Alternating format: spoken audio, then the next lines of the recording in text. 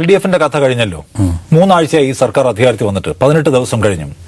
അപ്പോൾ LDF-ന്റെ കാര്യം വിട്ടേക്കും. LDF ചെയ്തിട്ടുള്ള PM-ശ്രീ അടക്കമുള്ള കേന്ദ്ര സർക്കാരിനോട് വിധേയപ്പെട്ടു എന്ന വിമർശനങ്ങളെ കൂടി ഉപയോഗപ്പെടുത്തിക്കൊണ്ട് അധികാരത്തിൽ വന്ന സർക്കാരാണല്ലോ. ഇനി LDF-നെ പറയരുത്. മോദി നെഹ്റുവിനെ പറയുന്ന പോലെ നിങ്ങൾ പറഞ്ഞത് നിങ്ങൾ വന്നാൽ PM-ശ്രീ റദ്ദാക്കുമെന്നാണ്. നിങ്ങൾ പറഞ്ഞത് നിങ്ങൾ വന്നാൽ കേരയിൽ റദ്ദാക്കുമെന്നാണ്. നിങ്ങൾ പറഞ്ഞത് നിങ്ങൾ വന്നാൽ ഈ ഗൺമാന്മാർക്കെതിരെ കേസെടുക്കുമെന്നാണ്. ആദ്യത്തെ 2 റൺ ചെയ്തല്ലോ.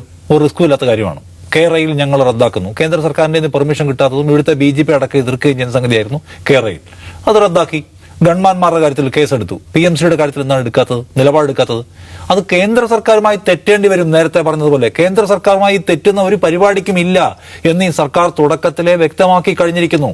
ആദ്യത്തെ നയപ്രഖ്യാപന പ്രസംഗത്തിൽ കേന്ദ്ര സർക്കാരുമായി ഒരു ഏറ്റുമുട്ടലിനും ഇല്ല എന്നവർ വ്യക്തമാക്കിയിരിക്കുകയാണ്. കേന്ദ്രം നമുക്ക് തരേണ്ട ഫണ്ട് കൃത്യമായി തരുന്നില്ല എന്ന പ്രശ്നത്തിനകത്ത് അവർക്ക് പോയിന്റ് ഉണ്ടോ? ഇല്ല. ധവളപത്രം പുറത്തിറങ്ങുന്നു. കേരളത്തിലെ ഏറ്റവും വലിയ തോതിലുള്ള ഫണ്ട് അലോക്കേഷൻ ഇഷ്യൂവിൽ കേരളത്തോടക്കമുള്ള സംസ്ഥാനങ്ങളോട് BJP ഭരണകൂടങ്ങളോട് വിവേചനം കാണിക്കുന്നു എന്ന പ്രശ്നം ഉന്നയിക്കുന്നുണ്ടോ? സീരിയസ് ആയിട്ട് ഉന്നയിക്കുന്നുണ്ടോ? ഇല്ല. അവർ